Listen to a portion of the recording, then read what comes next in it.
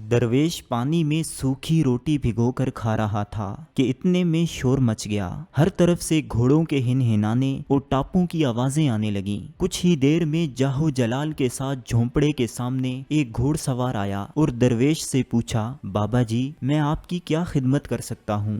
درویش نے بے نیازی سے کہا، مہربانی کر کے سامنے سے ہٹ جائیں، آپ کے کھڑے ہونے سے سورج کی روشنی اندر نہیں آ رہی، یہ میرے اللہ کی طرف سے ہے جس پر میرا پورا حق ہے۔ گھوڑ سوار نیچے اترا اور اندر جا کر جرنیلوں کے انداز میں کھڑے ہو کر بولا، میں دنیا کا سب سے بڑا فاتح سکندر اعظم ہوں، کوئی کام بتائیں، میں آپ کے لیے کیا کر سکتا ہوں؟ درویش نے کہا، تم میرے لیے کیا کر سکو گے؟ تم تو میرے غلام کے غلام ہو۔ سکندر حیران ہوا اور پوچھا، کیسے؟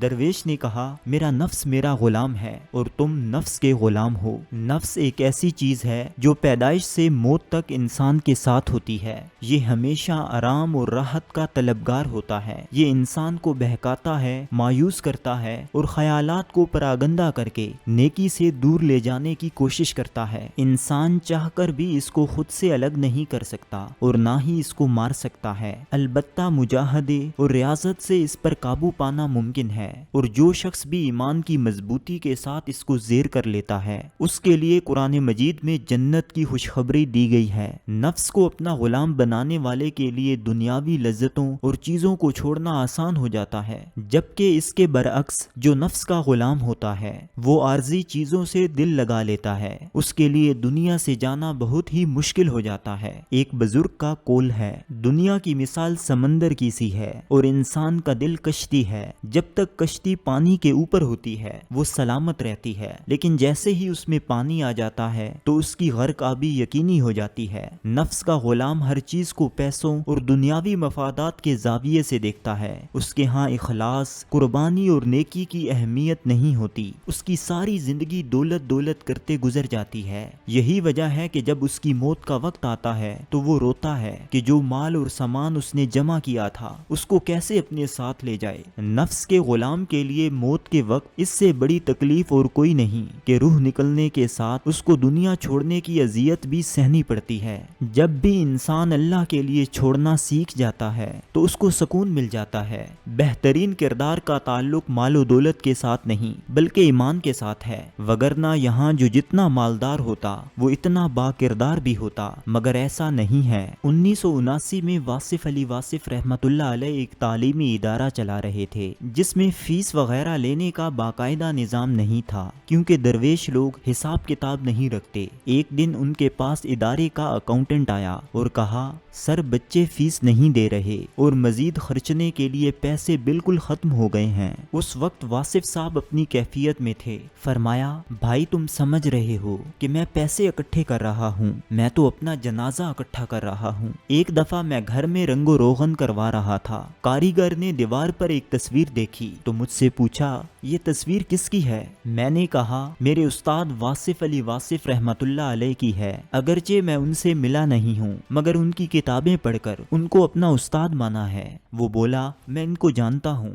میں نے ان کا جنازہ دیکھا ہے۔ یہ بات سن کر میری دلچسپی اور بڑھ گئی۔ میں نے پوچھا، ان کا جنازہ کیسا تھا؟ اس نے بتایا، میں نے ان کے جنازے پر سب لوگوں کو روتے دیکھا، میں سمجھا کوئی دو چار ان کے بیٹے ہوں گے، مگر وہاں تو سب ان کے اپنے بچے لگ رہے تھے۔ ایک بات اور میں نے دیکھی کہ ان کی قبر پر کئی دن تک انسانی قد کے برابر پھول پڑے ہوئے تھے۔ محبت سے جنازہ اکٹھا کرنا ہی اصل کمال ہے، اور درویش انسان ہمیشہ اسی فکر میں رہتا ہے، اس کی نظر عاقبت اور انجام پر ہوتی ہے، وہ دنیاوی فوائد اور نقصانات سے بے پرواہ ہوتا ہے، وہ موت سے پہلے ہی مخلوق کو بے تحاشا فوائد دے جاتا ہے۔ واصف صاحب فرماتے ہیں، جو دیے مرنے کے بعد جلاتے ہو وہ اپنی زندگی میں جلاؤ، اور سٹیفن آرکوے بھی کہتا ہے، تصور کرو کہ تمہارا جنازہ پڑا ہے اور لوگ تمہاری میت کے گرد جمع ہیں، اس وقت تم جو چاہتے ہو کہ لوگ تمہارے بارے میں کن خیالات کا اظہار کریں وہ عادات ابھی سے اپنانا شروع کر دو۔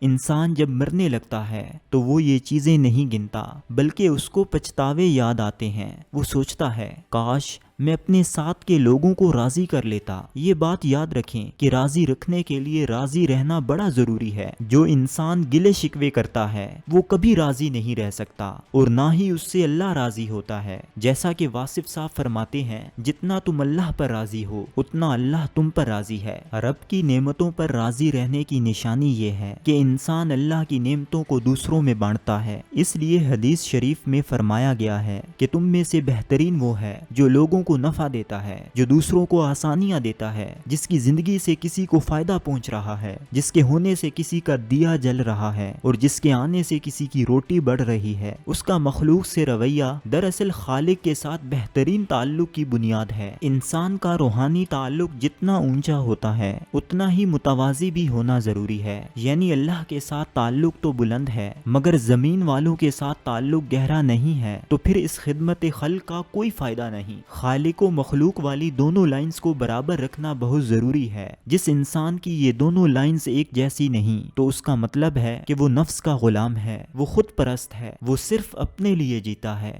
وہ معاشرے، انسان اور اجتماعیت کو نہیں دیکھتا۔ اس کی زندگی اس کی ذات سے شروع ہوتی ہے اور اسی کی ذات پر ختم ہوتی ہے۔ ایسے میں اس کی بزرگی اور پارسائی کا بھی کوئی فائدہ نہیں کیونکہ وہ روحانیت کو بھی نفس کے مطابق چلا رہا ہے۔ آپ نے کسی کی اہمیت کو دیکھنا ہے تو یہ دیکھیں کہ اس کے ہونے سے معاشرے کو فائدہ کتنا ہو رہا ہے۔ اگر دنیا میں آ کر صرف پلے بڑے، جوان ہوئے، شادی ہوئی، بچے ہوئے اور پھر مر گئے تو یہ کوئی کمال نہیں کیونکہ یہ کام تو جانور صدیوں سے کر رہے ہیں۔ اگر ہم اسی کو مقصد بنا لیں تو پھر انسان کے اشرف المخلوقات ہونے کا کیا فائدہ؟ نفس کو اپنا غلام بنانے والے کا اللہ پر بھروسہ مضبوط ہوتا ہے، وہ دوسروں کے لیے اپنا حق چھوڑ بھی دیتا ہے، وہ حاصل کی گئی نعمتوں کو بانٹتا ہے، وہ اپنی اولاد کو بھی توکل کی تاکید کرتا ہے۔ اسکول جاتے ہوئے وہ اپنے بچوں کو ایک سے زائد چیزیں اس تاکید کے ساتھ دیتا ہے کہ بیٹا یہ خود کھا لینا، دوسری اپنے دوست کو کھلانا۔ وہ ان کی جیب میں معمول سے زیادہ پیسے رکھ کر کہتا ہے،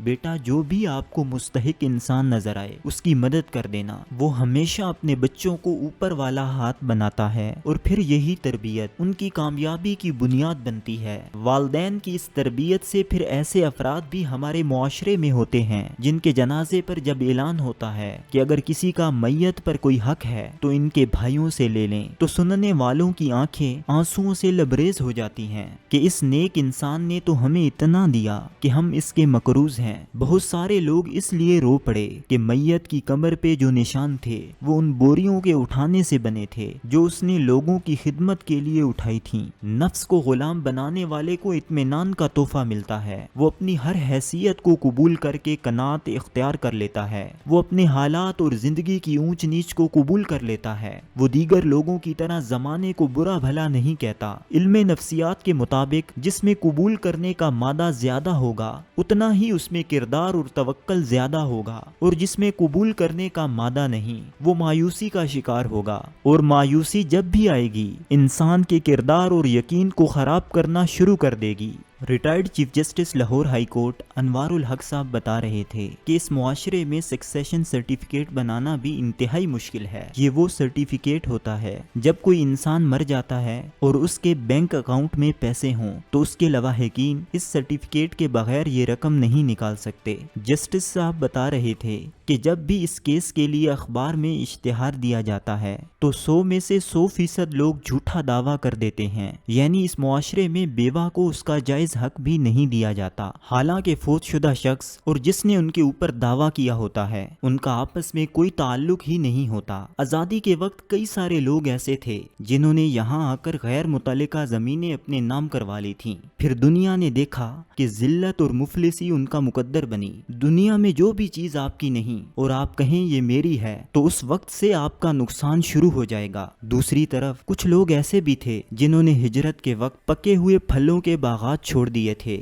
یہ سوچ کر کہ جان سلامت رہی تو اللہ اور دے دے گا، اور آج اللہ نے واقعی ان کو دگنی جائیدادوں کا مالک بنا دیا ہے۔ جو بھی انسان اللہ کے لیے چھوڑ دیتا ہے تو اللہ اس کو واپس ضرور کرتا ہے۔ ایک بات یاد رکھیں آپ کا اصل استاد وہ ہے جو آپ کے نفس کو آپ کا غلام بنا دے، جو آپ کی فکر اڑا دے، جو آپ کو ایک کلمے پر لے آئے کہ سب کی بجائے رب کو راضی کرنا ہے۔ جب رب راضی ہو جاتا ہے تو پھر انسان نفس کے بہکاوے میں نہیں آتا اور نہ ہی اس کا غلام بنتا ہے۔ اس دنیا میں ہر انسان کو دو چیزوں کا سامنا رہتا ہے، ایک ضرورت اور دوسری لالچ۔ نفس کا غلام ہمیشہ لالچ میں مبتلا ہوگا، اس کے پاس مال و دولت اور پیسوں کی فراوانی ہوگی، مگر اس کے باوجود بھی اس کی حرص ختم نہیں ہوگی۔ وہ لالچ میں ہر جائز و ناجائز راستہ اپنائے گا، وہ بدکردار بن جائے گا اور انجام کار اپنی دنیا اور آخرت برباد کر لے گا۔ اللہ ہمیں نفس کی غلامی سے بچائے، آمین۔ یہ اقتباس قاسم علی شاہ صاحب کی کتاب ابر مسلسل سے لیا گیا ہے۔